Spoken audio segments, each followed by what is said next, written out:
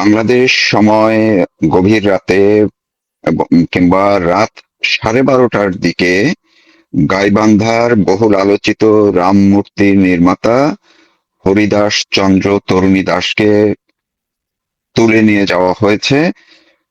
Police তাকে handcuff লাগিয়ে, সাদা পোশাকের পুলিশ তাকে হ্যান্ডকাপ লাগিয়ে মন্দির চত্বর থেকে তাকে নিয়ে যায়। তখন পুলিশের সঙ্গে যারা মন্দিরের যারা ছিলেন তারা জিজ্ঞেস করার পরে বলা হয়েছে, ভারপ্রাপ্ত কর্মকর্তা স্থানীয় তিনি তাদেরকে জানিয়েছেন 2018 সালের একটি মামলায় গ্রেপ্তার দেখিয়ে তাকে নিয়ে যাওয়া হয়েছে থানায়।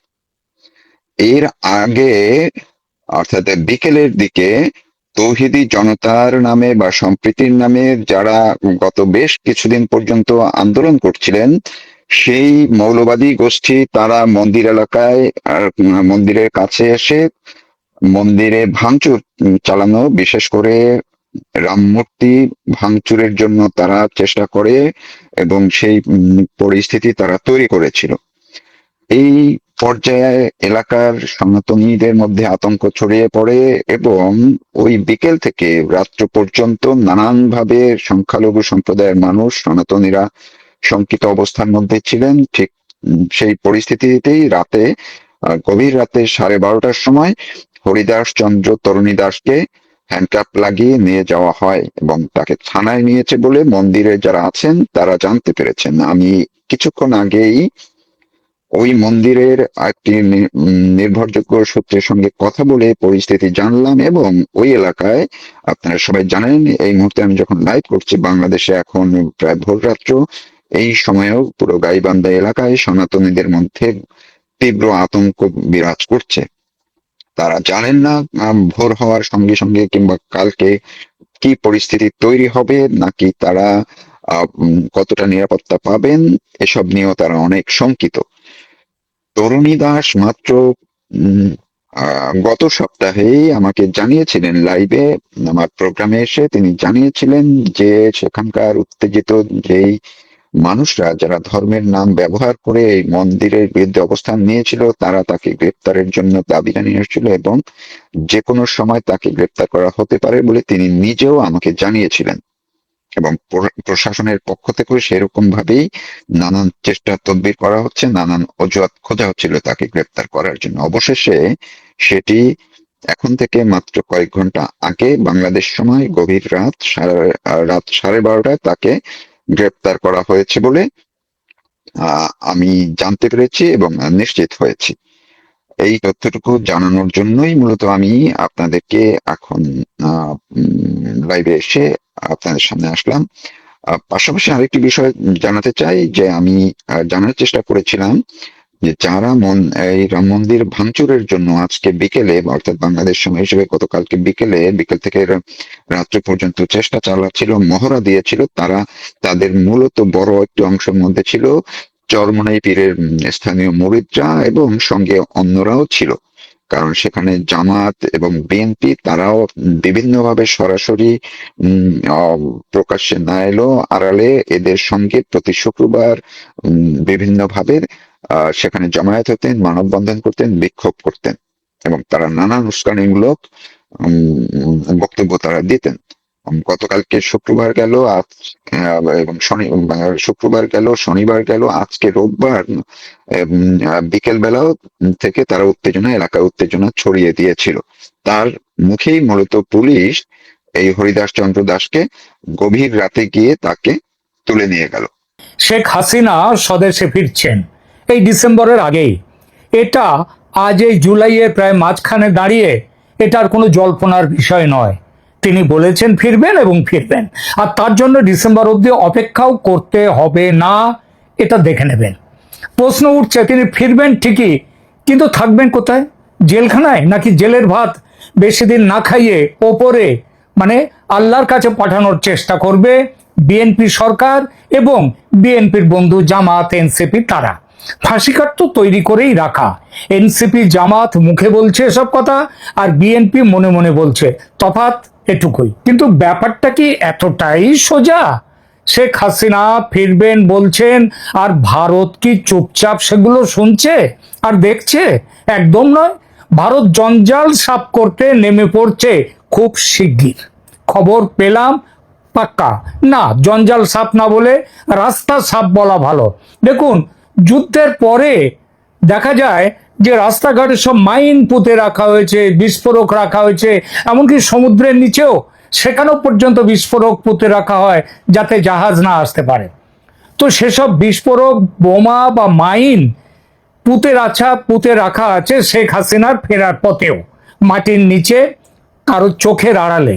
সেসব বিস্ফোরক, মাইন, বোমা তুলে নিষ্ক্রিয় করে দিতে হবে আগে, মানে তাদেরকে খতম করে দিতে হবে। তারপর ফিরবেন শেখ হাসিনা। আর সেই কাজটা করে নিতে হবে এই অক্টোবরের মধ্যেই। আর একটু ভেঙে বলি, মাটির ভেতরে পুঁতে রাখা এইসব বিস্ফোরকের পরিচয় এরা বাংলাদেশি বেশিরভাগই নয়, অন্য রাষ্ট্রের মানুষ। তবে বাংলাদেশে একেবারে নয় তা নয়, পাকিস্তানি বা তুর্কি বা আমেরিকান তারা।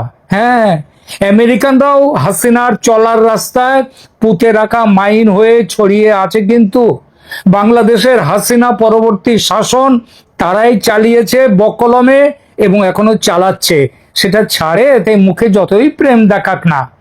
24 আগস্টের আগে তারা সক্রিয় ছিল হাসিনার পতন ঘটাবার জন্য। আর এখন তারা সক্রিয়, তারা মানে আমেরিকানরা, বর্তমান জমানাকে বাঁচিয়ে রাখার জন্য। 24 আগে সাফ সাফাইয়ের অনেক কাজ তারা করেছে। আন্তর্জাতিক কূটনীতি যতটা দেখা যায় চোখের সামনে, তার চেয়ে অনেক গুণ লুকিয়ে থাকে চোখের আড়ালে। হিমশৈলের জলের ওপরের ভাগ আর জলের নিচের ভাগ যেমন, অনেকটা তেমনই এই নিচের ভাগে থাকে কাঁটা। সেই কাঁটাগুলো সরাতে হবে, বিস্ফোরক সরাতে হবে, সেই কাজ। যার পোশাকি নাম হচ্ছে কি এই কাঁটা সরানোর?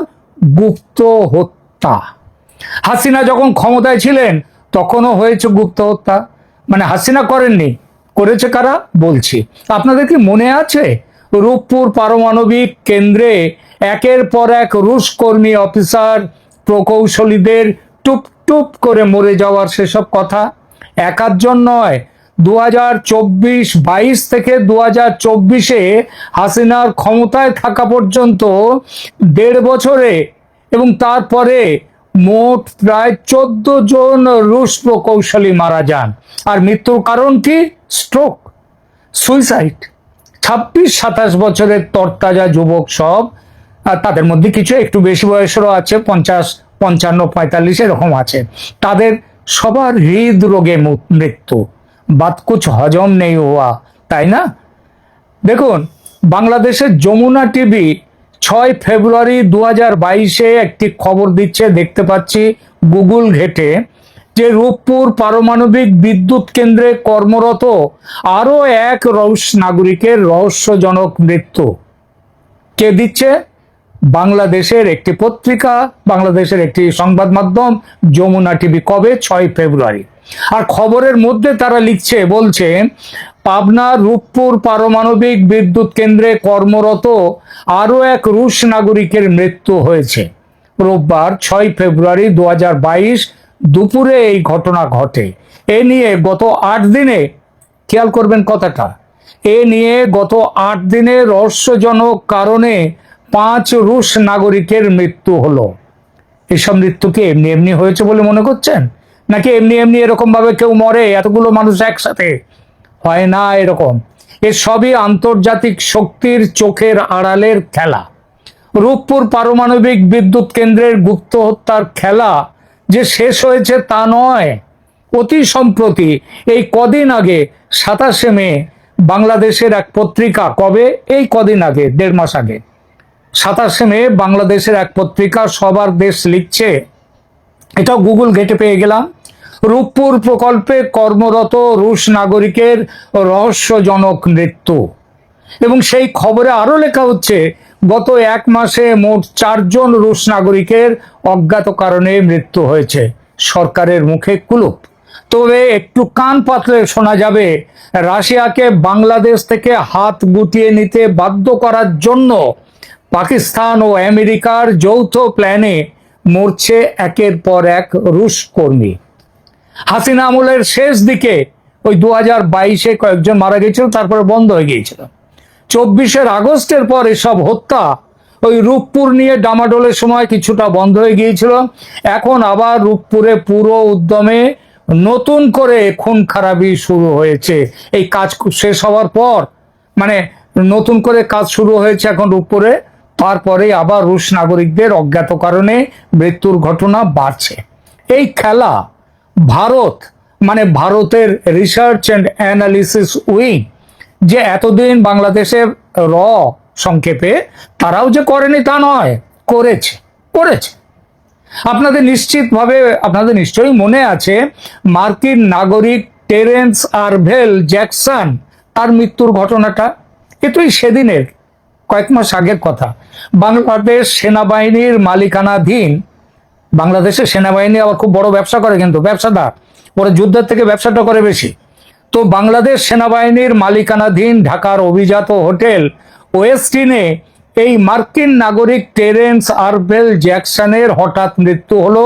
পরদিন সকালে তার ডেড বডি আবিষ্কার হলো এবং সেই ডেড বডি খবরটা বাইরে বেরোতেই মার্কিন দূতাবাস একেবারে ছুটে এলো পুলিশ আসার আগে এবং কোন রকম ময়না তদন্ত ছাড়াই পুলিশকে দেহ হস্তান্তর করতে বাধ্য করেছিল।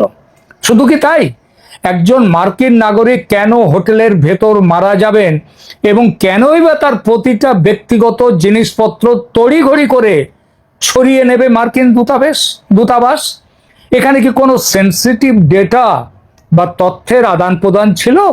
মনে রাখবেন, ওই একজন মাত্র মার্কিন নাগরিকের যে বাংলাদেশের মাটিতে অজ্ঞাত কারণে মৃত্যু হয়েছে তা নয়, মারা গেছে সিআইএর অন্তত আরো 3 জন। সে খবরগুলো চেপে দেয়া হয়েছে। শুধু যে মার্কিন নাগরিকের রহস্য মৃত্যু হয়েছে তা নয়, রাজধানীর গুলশানের একটি অভিজাত হোটেলে আহমেদ খান, যার বয়স 38, ওই নামের আহমেদ খান নামের এক পাকিস্তানি নাগরিকের রহস্যজনক মৃত্যু হয়েছে গত 25শে নভেম্বরে। তিনি চট্টগ্রামের কর্ণফুলী ইন্ডাস্ট্রিয়াল এলাকা একটি টেক্সটাইল মিলে কাজ করতেন। এটা ড্রপস, ওই লোক দেখানোর জন্য একটা টেক্সটাইল মিলে কাজ করতেন। তিনি গুলশানের অভিজাত হোটেলে এসে থাকবেন, এত টাকা মাইনে পেতেন তিনি। তো প্রাথমিক তদন্তে হৃদরোগে মৃত্যুর কথা বলা হলেও সাম্প্রতিক ভূরাজনৈতিক প্রেক্ষাপটে তার এই মৃত্যু নিয়ে নিরাপত্তা মহলে গভীর সন্দেহের সৃষ্টি হয়েছে। এই খবর দিচ্ছে কে? আমরা নই, বাংলাদেশের কালবেলা পত্রিকা। এছাড়া চট্টগ্রামের কর্ণফুলী ইপিজেডের একটি প্রতিষ্ঠানে কর্মরত ফায়াজ আহমেদ নামের আর এক পাকিস্তানি নাগরিক অসুস্থতার কারণে ঢাকার একটি বেসরকারি হাসপাতালে ভর্তি হন এবং চিকিৎসাধীন অবস্থায় তারও মৃত্যু হয়।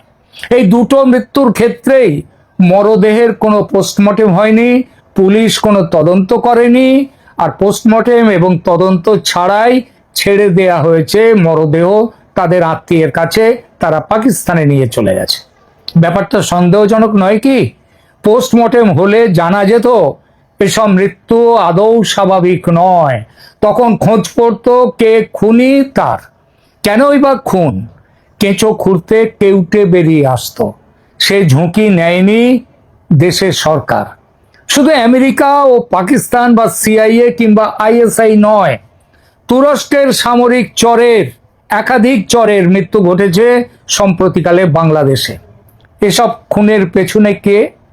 আমি জানি না। তবে বাংলাদেশের ভেতর থেকে ওয়াকিবহাল মহলে কান পাতলে শোনা যাচ্ছে যে সংস্থাটির নাম এর পেছনে, এই মৃত্যুর পেছনে, তার নাম রিসার্চ অ্যান্ড অ্যানালিসিস উইং, ভারতের সরকারি গোয়েন্দা সংস্থা। এবার অবশ্য এই গুপ্ত ঘাতকের তালিকায় রয়ের সঙ্গে যুক্ত হয়েছে আরেকটি সংস্থা।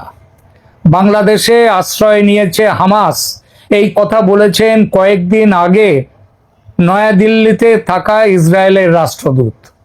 তিনি বলেছেন যে হামাস ইসরায়েলের তাড়া খেয়ে মধ্যপ্রাচ্যের কোনো দেশে থাকতে পারছে না, তারা ছড়িয়ে পড়েছে এবং তাদের একটা বড় সংখ্যা এসেছে পাকিস্তান এবং সেখান থেকেও এবং বাংলাদেশে। তো হামাস জঙ্গিদের নিকেশ করার লক্ষ্য নিয়ে ইসরায়েলের গোয়েন্দা সংস্থা মোসাদ এসেছে এবং হাত মিলিয়েছে রয়ের সঙ্গে।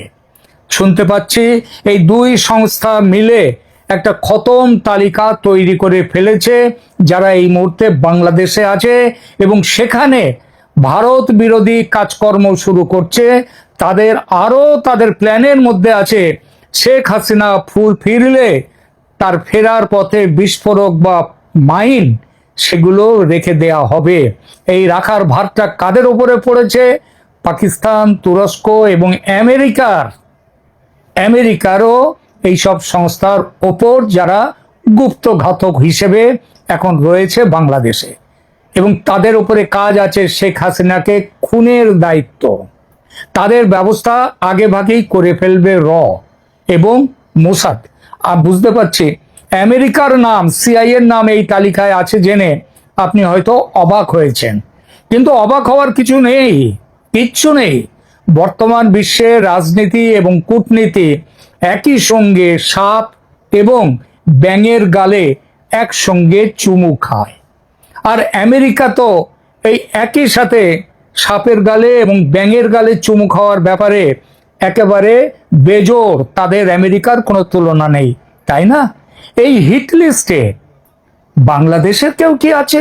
আমি আগেই বলেছি পাকিস্তান, তুরস্ক, আমেরিকা, তাদের লোক রয়েছে এই হিট লিস্টে এবং মোসাদের।